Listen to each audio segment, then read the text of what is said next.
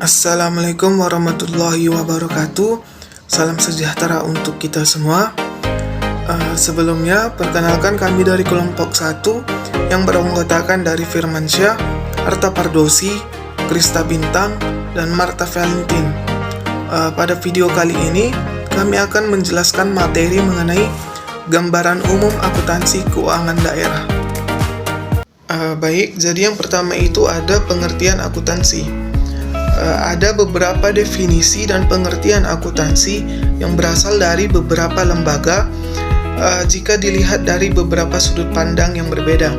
Yang pertama, menurut American Accounting Association, seperti yang dikutip Abdul Halim dan Muhammad Syamkusufi, akuntansi adalah suatu proses pengidentifikasian, pengukuran, pencatatan, dan pelaporan transaksi ekonomi dari suatu organisasi ataupun entitas yang dijadikan sebagai informasi dalam rangka pengambilan keputusan ekonomi oleh pihak-pihak yang memerlukan.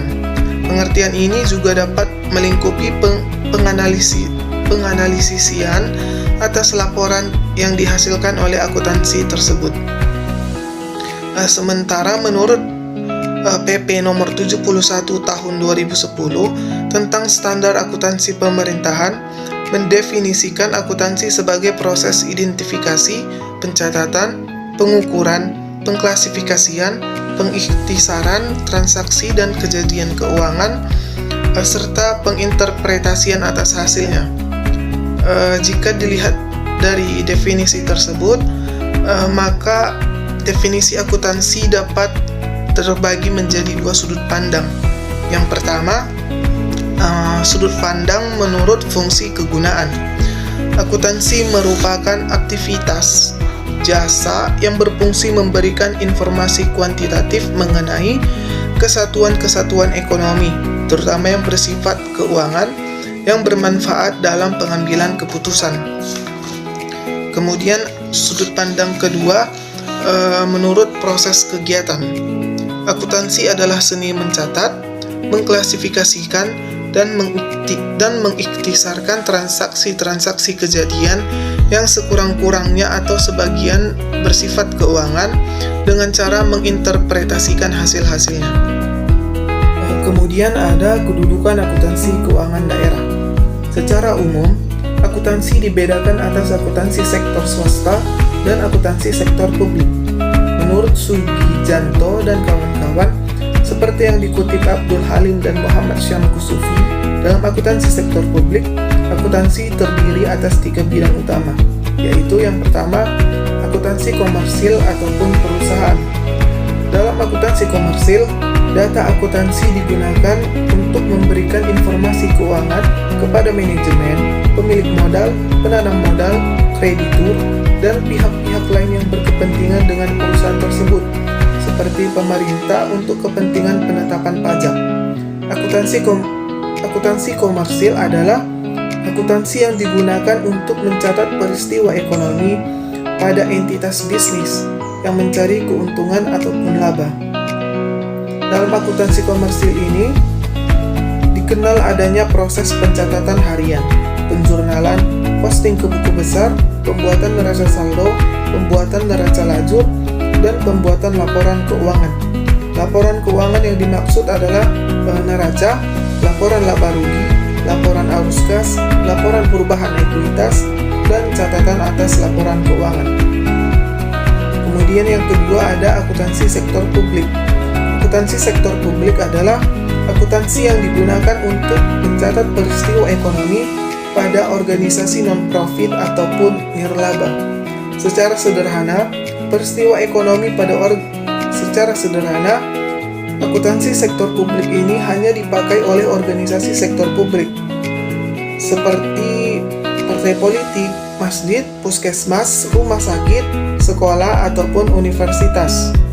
Dalam praktik keseharian, pengelola entitas ekonomi perlu memiliki keahlian akuntansi sektor publik agar laporan yang disajikan sesuai dengan standar akuntansi keuangan sektor publik atau yang lebih dikenal dengan standar akuntansi pemerintahan.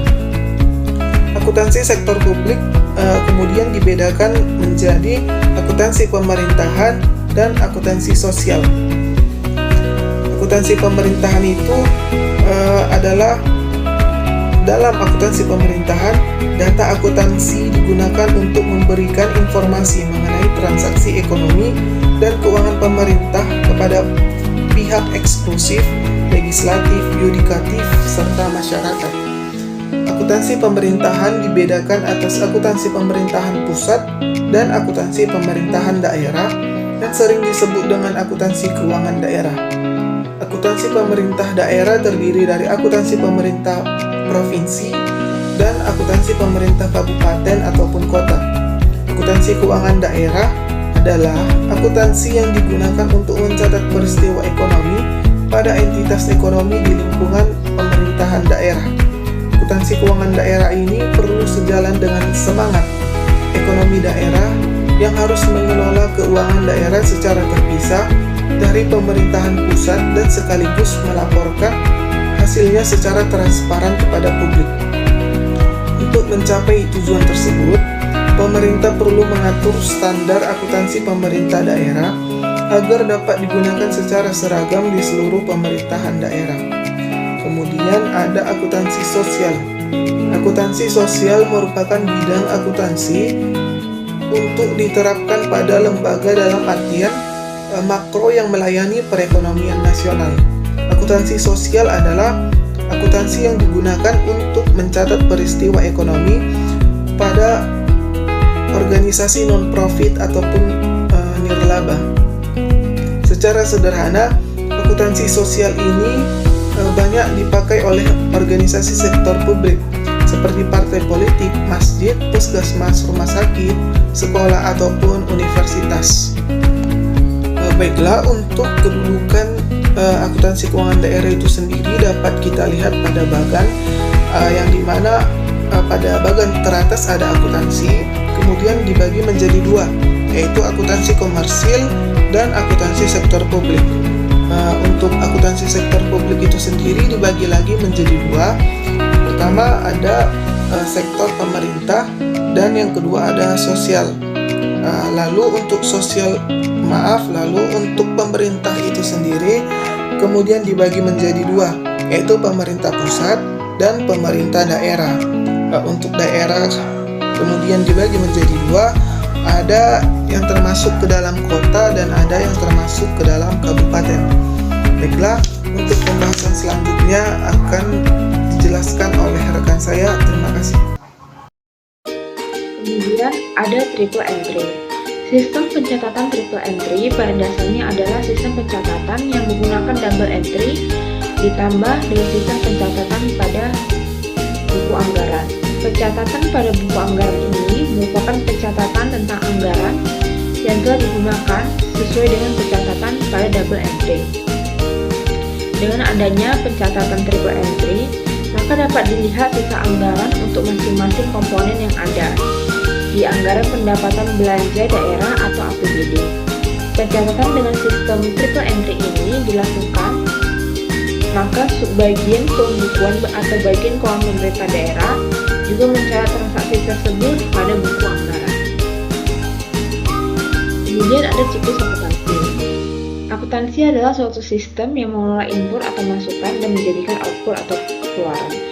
Input sistem akuntansi adalah bukti transaksi yang dikumpulkan dalam bentuk dokumen atau formulir dan outputnya adalah laporan keuangan. Siklus akuntansi dimulai dari buku transaksi yang didapat dari bukti-bukti transaksi, kemudian dilakukan penjurnalan, kemudian buku besar, neraca saldo, setelah itu melakukan jurnal penyesuaian, setelah itu menyusun neraca saldo penyesuaian, kemudian setelah neraca saldo penyesuaian, yaitu neraca saldo setelah penyesuaian. Kemudian bisa juga dilakukan dengan buku transaksi, kemudian buku pembantu, kemudian data pendukung laporan keuangan, di mana laporan keuangan tersebut ada laporan realisasi anggaran, laporan perubahan sal, neraca, laporan operasional, laporan arus kas, laporan perubahan ekuitas, dan catatan atas laporan keuangan.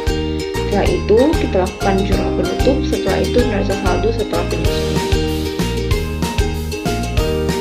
ketiga ada sistem pencatatan. Menurut Abdul Halim dan Muhammad Syamsufi dalam akuntansi keuangan daerah, merupakan salah satu keuangan daerah juga terdapat proses pengumpulan pencatatan dan pelaporan transaksi-transaksi di pemerintahan daerah. Ada beberapa sistem pencatatan yang dapat digunakan. Yang pertama itu single entry. Single entry atau sering juga disebut dengan sistem tata buku tunggal. Dalam single entry, pencatatan transaksi ekonomi dilakukan dengan mencatatnya satu kali. Transaksi yang berakibat bertambahnya kas akan dicatat di sisi penerimaan, sedangkan transaksi yang berakibat berkurangnya kas akan dicatat di sisi pengeluaran di dalam buku kas umum atau disingkat dengan BKU. Pencatatan transaksi ekonomi dengan single entry juga memiliki kelemahan, antara lain kurang bagus untuk laporan atau kurang memudahkan penyusunan laporan, sulit menemukan kesalahan pembukuan yang terjadi, dan kelemahan tersebut terjadi karena tidak dapat menggambarkan posisi keuangan pemerintah daerah. Yang kedua ada double entry. Double entry sering disebut juga sebagai sistem tata buku berpasangan. Menurut sistem ini, pada dasarnya suatu transaksi ekonomi akan dicatat dua kali. Dalam artian bahwa setiap transaksi minimal akan mempengaruhi dua perkiraan, satu di sisi debit dan satu juga di sisi kredit. Dalam melakukan pencatatan tersebut, setiap pencatatan harus menjaga keseimbangan antara sisi debit dan sisi kredit dari persamaan dasar akuntansi. Pencatatan dengan sistem double entry sering disebut juga dengan istilah menjurnal. Baiklah, di sini saya akan menjelaskan mengenai asumsi dasar. Berdasarkan PP nomor 71 tahun 2010 tentang kerangka konseptual akuntansi pemerintahan, paragraf 31-34, asumsi dasar dalam pelaporan keuangan di lingkungan pemerintah adalah anggapan yang diterima sebagai suatu kebenaran tanpa perlu dibuktikan agar standar akuntansi dapat diterapkan, yang terdiri dari yang pertama, asumsi kemandirian entitas. Asumsi kemandirian entitas berarti bahwa setiap unit organisasi dianggap sebagai unit yang mandiri dan mempunyai kewajiban untuk menyajikan laporan keuangan sehingga tidak terjadi kekacauan antar unit instansi pemerintah dalam pelaporan keuangan. Kemudian yang kedua yaitu kesinambungan entitas. Laporan keuangan disusun dengan asumsi bahwa entitas pelaporan akan berlanjut keberadaannya. Dengan demikian, pemerintah diasumsikan tidak bermaksud melakukan likuidasi atas entitas pelaporan jangka pendek. Kemudian yang ketiga yaitu asumsi keterukuran dalam satuan uang. Laporan keuangan entitas pelaporan harus menjanjikan setiap kegiatan yang diasumsikan dapat dinilai dengan satuan uang. Hal ini diperlukan agar memungkinkan dilakukannya analisis dan pengukuran dalam akuntansi. Kemudian karakteristik kualitatif pelaporan keuangan. PP nomor 71 tahun 2010 tentang kerangka konseptual akuntansi pemerintahan paragraf 35-40 menyebutkan bahwa karakteristik kualitatif pelaporan keuangan adalah ukuran normatif yang perlu diwujudkan dalam informasi keuangan sehingga dapat memenuhi tujuannya. Keempat, karakteristik tersebut ialah yang pertama itu relevan. Laporan keuangan bisa dikatakan relevan apabila informasi yang terbuat di dalamnya dapat mempengaruhi keputusan pengguna dengan membantu mereka mengevaluasi peristiwa masa lalu atau masa kini dan memprediksi masa depan, serta menegaskan atau mengoreksi hasil evaluasi mereka di masa lalu. Dengan demikian, informasi laporan keuangan yang relevan dapat dihubungkan dengan maksud penggunaannya. Informasi yang relevan, satu, memiliki manfaat umpan balik, yang kemudian dua, memiliki manfaat prediktif, ketiga yaitu tepat waktu, keempat yaitu lengkap. Kemudian yang kedua adalah andal. Informasi dalam laporan keuangan bebas dalam pengertian yang menyelesaikan dan kesalahan material, menyajikan setiap fakta secara jujur serta dapat diverifikasi.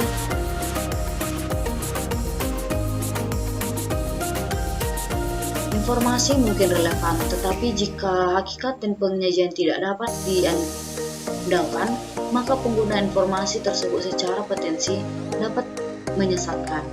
Informasi yang andal memenuhi karakteristik yang pertama, yaitu penyajian jujur. Informasi menggambarkan dengan jujur transaksi serta peristiwa yang seharusnya disajikan atau secara wajar dapat diharapkan untuk disajikan. Kemudian yang kedua itu dapat diversifikasi. Informasi yang disajikan dalam laporan keuangan dapat diuji, dan apabila pengujian dilakukan lebih dari sekali oleh pihak yang berbeda, hasilnya tetap menunjukkan kesimpulan yang tidak berbeda jauh. Kemudian yang ketiga yaitu netralitas. Informasi diarahkan kepada kebutuhan umum dan tidak berpihak kepada kebutuhan pihak tertentu. Kemudian karakteristik yang selanjutnya itu dapat dibandingkan. Informasi yang terbuat dalam laporan keuangan akan lebih berguna jika dapat dibandingkan dengan laporan keuangan periode sebelumnya atau laporan keuangan entitas pelaporan lain pada umumnya. Perbandingan dapat dilakukan secara internal dan eksternal. Perbandingan secara internal dapat dilakukan bila suatu entitas menerapkan kebijakan akuntansi yang sama dari tahun ke tahun. Perbandingan secara eksternal dapat dilakukan bila entitas yang dibandingkan menerapkan kebijakan akuntansi yang sama. Apabila entitas pemerintah akan menerapkan kebijakan akuntansi yang lebih baik daripada kebijakan akuntansi yang saat ini diterapkan, perubahan tersebut diungkapkan kepada periode terjadinya perubahan. Kemudian karakteristik selanjutnya itu dapat dipahami.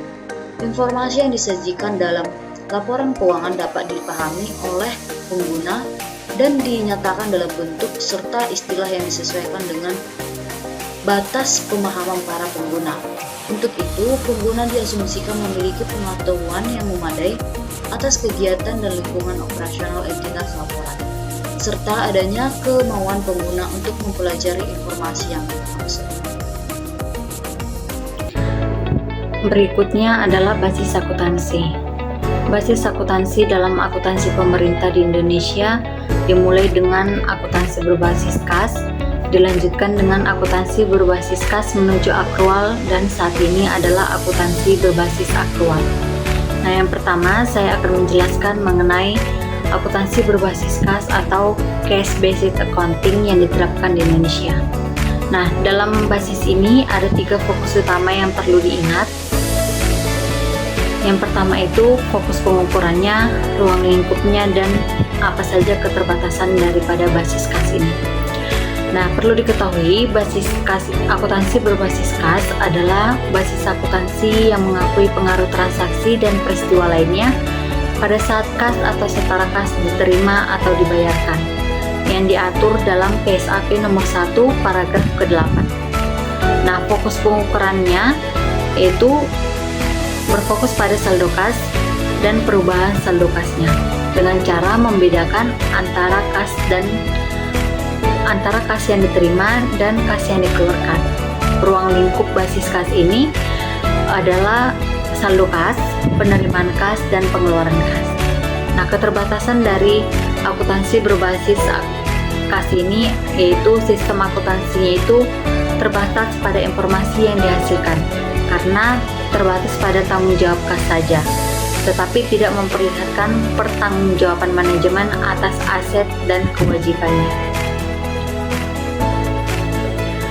Kemudian berikutnya akuntansi berbasis kas menuju akrual atau yang disebut cash towards accrual based accounting, yang dimana akuntansi berbasis kas menuju akrual ini merupakan proses transisi. Nah, dengan basis ini pendapatan, belanja, dan pembiayaan dicatat berdasarkan basis kas, sedangkan aset, utang, dan ekuitas dana dicatat berdasarkan basis akrual.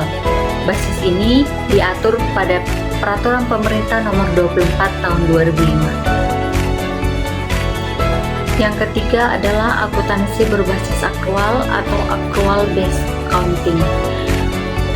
Akuntansi berbasis akrual adalah basis akuntansi yang mengakui pengaruh transaksi dan peristiwa lainnya pada saat transaksi dan peristiwa itu terjadi, tanpa memperhatikan saat kas atau setara kas diterima atau dibayarkan. Basis akrual ini diatur dalam PSAP nomor 1 paragraf ke-8. Nah, pada basis ini ada 3 poin penting yang perlu diperhatikan, yaitu fokus sistem akuntansi berbasis akrual ini ada pada pengukuran sumber daya ekonomis dan perubahan daya pada suatu entitas. Nah, kemudian sistem akuntansi berbasis akrual ini merupakan sistem akuntansi yang paling modern, yang dimana memiliki tingkat keberhasilan yang cukup baik dan mempengaruhi perubahan manajemen pada sektor publik. Nah, dalam akuntansi akrual, informasi yang disajikan jauh lebih lengkap dan menyediakan informasi yang lebih rinci mengenai aset dan kewajiban. Nah, berdasarkan Peraturan Pemerintah Nomor 71 Tahun 2010 tentang Standar Akuntansi Pemerintah telah mewajibkan laporan keuangan pemerintah menggunakan basis akrual. Nah, sedangkan PP Nomor 24 Tahun 2005 tentang Standar Akuntansi Pemerintah masih menggunakan basis kas menuju akrual. Di sini kami menyediakan contoh yang memperluas pemahaman kita mengenai basis akuntansi. Yang pertama ini ada ilustrasi yang menjelaskan perbedaan di antara akuntansi berbasis kas dengan akuntansi berbasis akrual yang dinyatakan Dedi Nordiawan DKK pada tahun 2007. Nah, contohnya itu sebuah pemerintahan memiliki saldo kas awal sebesar 10.000 tanpa memiliki kekayaan lainnya. Nah, jadi dicatat pada neraca yaitu kas di debit sebesar 10.000 dan ekuitas di kredit sebesar 10.000. Berdasarkan transaksi tersebut, misalnya terjadi transaksi pembelian kendaraan sebesar 3.000.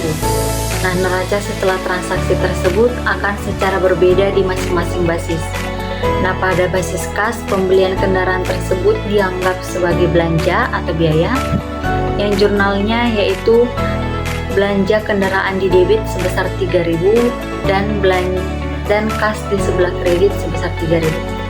Nah, pada akhir periode semua akun belanja atau biaya akan ditutup dan mengurangi nilai ekuitas dana, sehingga yang akan muncul di neraca pada basis kas tetap di akun kas, yaitu di sisi aset, karena fokus pengukuran basis kas hanya pada kas. Jadi neracanya kas di debit sebesar 7.000, saldo awalnya berkurang dan ekuitas dananya menjadi 7.000 karena dikurangi dengan biaya. Sedangkan untuk fokus pengukuran pada basis akrual terkait transaksi pembelian kendaraan tersebut, yaitu semua sumber daya yang dimiliki, maka transaksi pembelian kendaraan tersebut akan dicatat dengan jurnal kendaraan di debit sebesar 3.000 dan kas di kredit sebesar 3.000. Nah, dengan demikian, neraca pada basis akrual akan menampilkan akun kendaraan atau aset tetap selain kas di sisi aset, sedangkan ekuitas dana di sisi pasifa sebesar 10.000 yaitu tetap, karena hal ini bisa menunjukkan fokus pengukuran basis akrual yang melaporkan semua perubahan kekayaan, sehingga transaksi tersebut dianggap sebagai penambah aset tetap. Jadi neracanya itu kas di debit 7.000 dan ekuitas dana di kredit sebesar 7.000. Sehingga neraca berbasis akrual yaitu kas di debit sebesar 7.000, kendaraan atau aset tetap di debit sebesar 3.000 dan ekuitas dana tetap di kredit sebesar 10.000. Nah, terdapat perbedaan di antara kedua neraca berbasis kas dan akrual yang disebabkan oleh satu transaksi. Nah, dalam neraca berbasis akrual terdapat akun kendaraan yang tidak diakui pada neraca berbasis kas. Nah, namun yang lebih penting untuk diperhatikan adalah transaksi yang sama di kedua neraca tersebut menghasilkan nilai ekuitas dana yang berlainan, yaitu sebesar 7.000 di neraca berbasis kas dan 10.000 atau tetap di neraca berbasis akrual. Nah, ketika sebuah perusahaan pemerintah harus memilih mana sebenarnya basis yang paling baik digunakan untuk menentukan ekuitas dana. Jadi sebenarnya informasi tentang ekuitas yang disampaikan oleh neraca berbasis akrual itu diyakini memberikan informasi yang lebih komprehensif. Kenapa? Karena merepresentasikan seluruh kekayaan daya yang dimiliki oleh pemerintah tersebut. Akan tetapi banyak pihak yang menghendaki pelaporan ekuitas dana seperti yang tercantum dalam neraca berbasis kas, karena benar-benar menunjukkan jumlah ketersediaan kas yang tersedia atau yang dimiliki oleh pemerintah, karena sebuah informasi yang berguna dalam pengendalian anggaran sekaligus menunjukkan kemampuan keuangan pemerintah dalam mengeksekusi program-program jangka pendeknya. Berikutnya mengenai prinsip dan pelaporan keuangan. Nah, prinsip akuntansi dan pelaporan keuangan pemerintah ini diatur dalam Peraturan Pemerintah Nomor 71 Tahun 2010 tentang kerangka konseptual akuntansi pemerintah, paragraf 38 dan paragraf 43 sampai 52. Prinsip akuntansi dan pelaporan keuangan dimaksudkan sebagai ketentuan yang dipahami dan ditaati oleh pembuat standar dalam penyusunan standar akuntansi, oleh penyelenggara akuntansi dan pelaporan keuangan dalam melakukan kegiatan, serta oleh pengguna laporan keuangan dalam memahami laporan keuangan yang disajikan. Ada 7 prinsip yang digunakan dalam akuntansi dan pelaporan keuangan pemerintah, yang dimana yang pertama ada prinsip nilai historis, yaitu aset. Dalam prinsip ini, aset dicatat sebesar pengeluaran kas dan setara kas yang dibayarkan atau sebesar nilai wajar dari imbalan untuk memperoleh aset tersebut pada saat perolehan. Nah, kewajiban dicatat sebesar jumlah kas dan setara kas diharapkan akan dibayarkan untuk memenuhi kewajiban di masa yang akan datang. Jadi nilai historisnya itu dapat diandalkan daripada penilaian lain karena objektif dan dapat diverifikasi. Kemudian yang kedua ada prinsip realisasi, di mana di sini bagi pemerintah pendapatan yang tersedia yang telah diotorisasikan melalui anggaran pemerintah selama 1 tahun fiskal akan digunakan untuk membayar utang dan belanja dalam periode tersebut. Jadi prinsip ini adalah prinsip layak temu biaya pendapatan atau matching cost against revenue principle dalam akuntansi pemerintah tidak mendapat penekanan sebagaimana diperhatikan dalam akuntansi komersial lainnya. Kemudian yang ketiga ada prinsip substansi mengungguli bentuk formal. Di sini informasi yang dimaksudkan itu untuk menyajikan dengan wajar transaksi serta peristiwa lain yang seharusnya disajikan dalam laporan. Maka transaksi atau peristiwa lain tersebut perlu dicatat dan disajikan sesuai dengan substansi dan realitas ekonomi. Jadi bukan dengan hanya aspek formalitasnya saja. Misalnya suatu transaksi yang seharusnya dikelompokkan sebagai belanja modal, tetapi di dalam penyusunan anggaran dikelompokkan sebagai belanja barang atau jasa.